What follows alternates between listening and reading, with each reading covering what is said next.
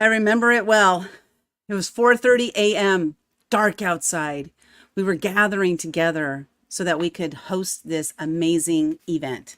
Lemon Zest and Garlic Fest. Great name, right? Oh man, putting this thing together was an incredible feat, and everything just lined up perfectly. And then there was that day.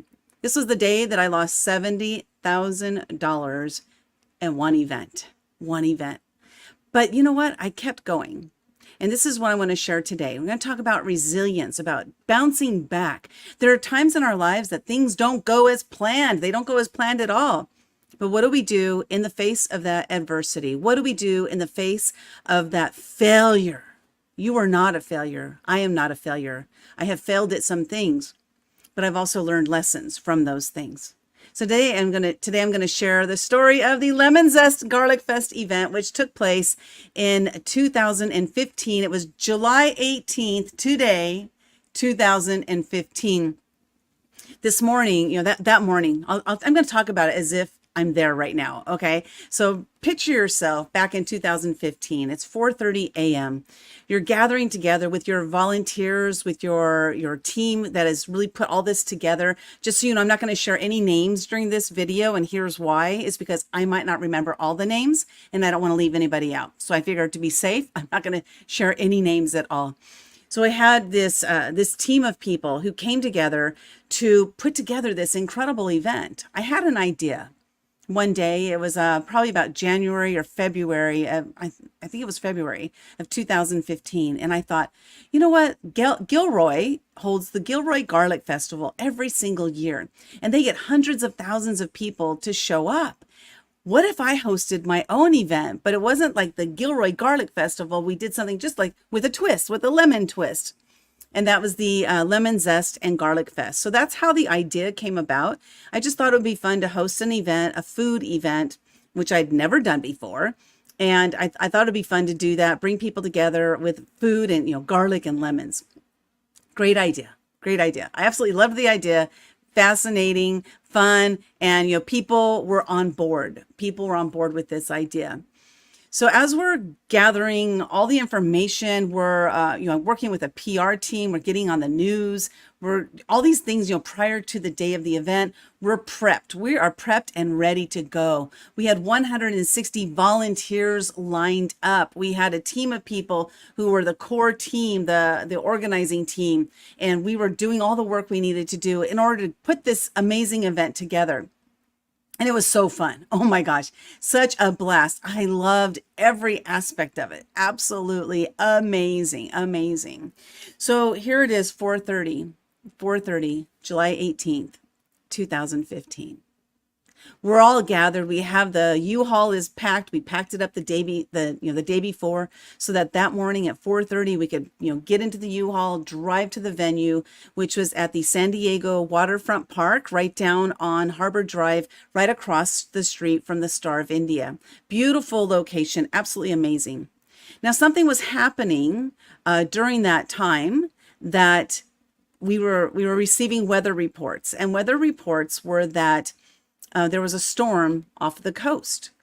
Now, July 18th in San Diego, typically, which actually, as I look at my window today, we do have a little bit of cloud cover, but typically July 18th is a very hot day and no clouds. That's typically how it is. A thunderstorm, forget it. Like it's unheard of, absolutely unheard of. So I ignored the weather reports because normally what happens in San Diego is we'll get a weather report. The storm will come towards our coast and then it'll go up to Los Angeles and totally miss us. We get less than 11 inches of rain a year in San Diego. So we rarely get rain. We rarely get rain. So here I am getting these weather reports and ignoring them 100%. Like, that's not going to happen. I'm like 100% positive that is not going to happen. Well, as you can imagine, something happened. So there it was. Wait, hold on. Here we go. I'm going to put this up here. There it was, a beautiful morning in San Diego, California, July 18th, 2015. And we're getting ready for this amazing event where my goal was to have 1,500 attendees.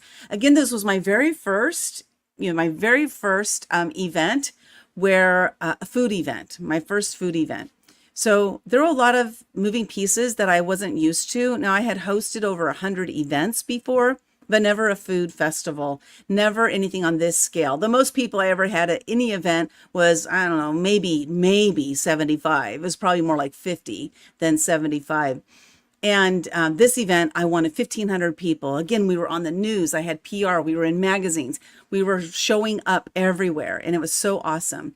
Now, what I didn't know when we decided on this date is that it's the same date as Pride Day Parade, as well as the same day as the sandcastle building contest in Imperial Beach here in San Diego. So we had these two major events going on that you would always see, hundreds of thousands of people showing up at those two events. And then I had my lemon zest and garlic fest. So I was hoping for 1,500 people that day. That was my goal. So as the day went on, and we are like 4:30 in the morning, we're hopping the U-Haul and we drive down to the venue. We get everything set up. It's a beautiful morning. It really is. It's cold, a little chilly in the morning there. It was clear. It was clear. There were no clouds in the sky when we showed up. Well, it was about 5 by the time we showed up, but still it was a clear sky out there. So I'm not worried about the storm warnings at all. Emergency alert, emergency alert. I wasn't worried about those storm warnings at all because of the history. I went by history. So as we started setting everything up and it started coming together, the tents were lined up. I had sold 700 tickets by that morning. We sold 700. So I was so excited about it. And then more ticket sales were coming in as we were setting everything up. More ticket sales were coming in. We got to about 1,100 ticket sales by the time the event started. Now the event was scheduled to start, at 11 and go till 7 p.m. And we did that for a specific reason because I only wanted to rent the venue for one day. So that's why we started at 4:30 in the morning, got ourselves set up, because you had to pay double if I went for 2 days. So we did it for one day. So got everything set up and it looked so amazing. My husband showed up about 30 minutes before the event started and he came in and he was like, wow, I'm impressed. I had no idea what you guys were doing. I had no idea what you guys were doing. So that right there was, for me, that was the greatest compliment that I could ever receive on that is my husband had no idea what we were doing. And when he showed up, he was impressed. So that was awesome. So we, everything's all set up. We have the music stage set up. We have the bands are showing up. We had a tent for the bands, like a green room tent for them to hang out in. And they're all hanging out there. And the first band is set up, ready to go. We have our nonprofit that was there, and the nonprofit and I. So it's like 10 till 11, and we're going onto the stage to just to get ourselves ready to go, so we could open up the gates and start the event. 5 minutes till 11, I get a call from the sheriff's department who was there. Like they were there with us at the event, and we had a beer garden, which I had approval for, by the way. Sheriff's department shows up. We need to speak to you. So I'm like, okay, we're going to start in 5 minutes. Like, what's going on? So we went up to the office there on the site, went up to the office, and there was a lieutenant, sheriff's department lieutenant. And she says, I have to shut down your beer garden. I was like, what? What do you mean you have to shut down our beer garden? Like, I have approval. I went through the proper channels in order to get this approved. And fortunately, the guy who was the coordinator or the organizer at that location, he went through the process with me. So he had backup emails, approvals right there with him. So this was like, oh my gosh, here we are. I'm not sure what's going to happen. We're going to shut down the beer garden. Like, we need the beer garden. I was like in a frenzy. I was in a frenzy. Oh my gosh, it was crazy. And we finally got it approved. And the lieutenant said, okay, you got your approval. You can go ahead and do the event. So it's 11 o'clock. All that happened. It felt like it lasted 2 hours, but it was 5 minutes. It was 5 minutes. So I ran back down and I got on the stage and we started the event. I said, okay, I'm on the microphone. Okay, Open the gates. There were people standing outside waiting to get into the event. Hundreds of people were waiting to get into the event. Like this was my dream that I had, and it was happening. It was happening. Open up the gates. And so we open up the gates. A band starts playing, and it's really cool. And then 5 minutes, 11:05, the heavens decided to downpour on us. It was a deluge of rain. It was more rain. I came to find out later. It was more rain than San Diego had ever received in a day in its recorded history. It was July. San Diego's normally hot in July. There's no rain. But here we received this tremendous amount of rain. We were getting pummeled. Had all these tents up, these vendors who paid to be there. We had sponsors. We had the bands that were ready to rock and roll, literally rock and roll. And we had to shut down the stage. I had planned for the day that we were going to make announcements. We were going to do raffle drawings so we could raise money for our charity. We were going to have the bands playing. We had a lot of things that were planned based on that stage being open. But because of the fear of electricity or being electrified, what's the word? I don't know. But in the fear of that, the electrician said, we have to shut down the stage. We cannot do this. We might get electrocuted. That was the word. Somebody may get electrocuted. So we have to shut it down. Then I had the beer garden. So I'm like, this is so frantic, so frantic. So then we had the beer garden. The beer garden was like, we're going to have to close down the beer garden because, what if we're like a direct hit for lightning, And so they were fearful of lightning. And I was like, please just stay open a little bit longer. And I had to beg the guy who was running the beer garden to stay open. We had tents that were collapsing.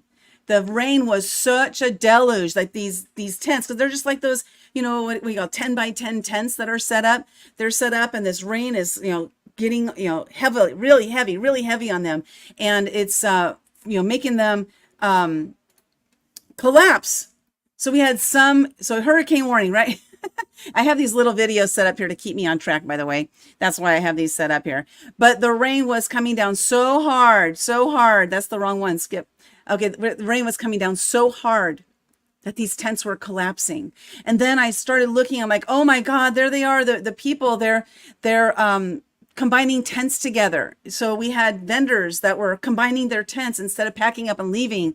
They were combining their tents. And as I was walking around, I was like, oh, are you okay? Are you okay? I was like going around to every single vendor. We had 120 vendors. I'm going around to every single vendor asking them, are you okay? And they're like, yeah, we're having fun. This is awesome. So we had people who were, I don't have the pictures right now. I was going to get these pictures set up. But we had people who were walking around with, because we had gift bags, and the gift bags were plastic. So what they did is they put the plastic bags on their head, they put trash bags on their body, and they were just walking around jumping in there were kids that were jumping in the puddles. There were puddles that were this thick, at the beginning, and then they got bigger and bigger, and the puddles just kept getting bigger. The ground that we were on was not, it was artificial turf, because underneath that area is a parking garage. So like the water just kept rising. And everybody was having such a great time. So it was an awesome yet terrible event. So many ways, so many things went wrong. And so let's see where I am next. I was in the eye of the storm, We were in the eye of that storm. It was so absolutely crazy. And then something happened.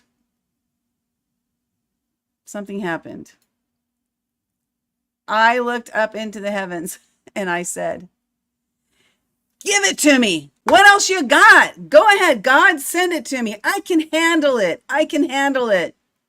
And that was when everything cleared.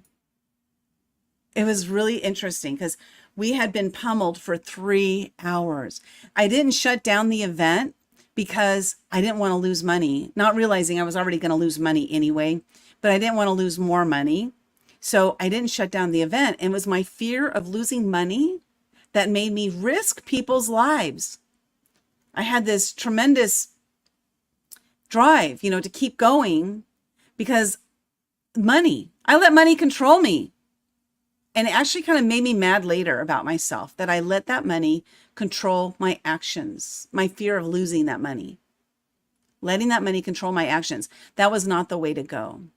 The aftermath after the event was done, said and done, like we had this rubble all over the place, these tents that were collapsed, people were, getting out of the space, and they were, some of them got stuck because there was an area there that had dirt, and that dirt, of course, turned into huge mud piles. They had a hard time getting out of that area. It was a mess. It was a mess. But at the end of the day, when we cleaned it all up, I looked out there and I said, this was a mess of a day, but what did I learn? What did I learn? And this is where I want to land today. Today is, there are storms in our lives. There are hurricanes. There are situations that we cannot control, but we can control what we do with that information. We can control how we feel at the end of the day. What lessons did I learn here? First lesson was create plans B, C, D, E, F, G, H. I had a plan A. That was it. I wanted to host an event. That was my plan. That was my plan. And so I didn't have a B, C, and a D. My sister kept telling me, you need to put together a budget. You need to put together a budget. I didn't want to do that. I had a mentor who was telling me, hey, make sure that you have a plan B in case something happens. I didn't want to do that. I didn't listen to them. So that next lesson right there is to listen to your mentors. Listen to your mentors. What are they saying? What are they telling you? Because they know what to do. Next is to listen to those weather reports, because even though you don't believe it, it might still happen, and it can happen. And then the last lesson is to not let fear get in the way of your progress. Don't let fear get in the way of your progress, because what I did is I allowed my fear to prevent me from shutting down the event. I allowed my fear of losing money to not let me shut down the event. Regarding plans B, C, D, E, F, G, H, one of those things I didn't do is I didn't have a rain or shine clause in my contract. So when people started asking for money back, I refunded everybody. Every single person who asked for money back, I refunded their money without question. I just refunded it. If people were telling me, you don't need to refund it, you can just tell them that, hey, it was a fluke, it was a force of nature, force majeure or whatever. And I said, no. I'm going to refund them because I didn't have a rain or shine clause. And that was a lesson I learned. Have a rain or shine clause. There were so many lessons that I learned during that experience. It was such a great day in all the lessons learned, but it was such a travesty as far as the money goes. After that event, it was at the end of the day. Everything was all cleaned up. It looked great. It was about 8 p.m. And I looked out into that area and I said, next time I will do this. Next time I won't do that. And really paid attention to what I was going to do next. What I was going to do next. Now, every single one of us, we have stories to tell. We all have stories to tell. If you have a story that you want to tell and you're not really sure where to get started, how to tell that story, how to get it out there, we have opportunities for you to join us in one of our collaboration books. Just go to actiontakerspublishing.com. Oh, I cut that off. actiontakerspublishing.com, or scan that QR code. Join us in one of our many, many books. We have opportunities for you to share your story in many ways, depending on what lessons you learned during these different experiences. So I want you to think about your life. What have you learned throughout those lessons that, all those things that were potentially failures, but what did you learn through them? It's really the lessons that we learned that we teach others. We teach others not to do what we did. We teach others how to not do what we did. I'm not sure if I said that right, but it's really important for us to show up and share our stories, share those stories of the failures, because it's through those failures that we have our lessons learned. If we're not learning anything, it means we're not looking introspectively. We're not looking retrospectively also to see what lessons we learned. It's taking those lessons and doing something with them. I learned so many things from that one experience. After that event was done, I looked at my husband and I said, we have to sell our childhood home. It's my childhood home. We have to sell our home. My husband and I bought the home from my mom. We have to sell our home because I can't go back to a job. I got to keep doing this entrepreneurial thing. I got to figure it out. I got to figure this out. And I can't do it if I'm at a job. And so we ended up selling my childhood home. We sold 85% of our belongings, became campground hosts, buying a 28-foot fifth wheel trailer, and becoming campground hosts in a local park here in San Diego, California. Tomorrow, I'm going to be talking a little bit about that experience there, becoming campground hosts and what we learned through that experience. Such an incredible time, learning all these different things that we have to do in life and what, being able to impart those stories to others. You have a story to tell. It's time to tell it. Go ahead and join us at actiontakerspublishing.com and join us in one of our many collaborative books. There's bound to be one there for you. Everybody have a great day, and I'll see you tomorrow for the Resilience Day number 3.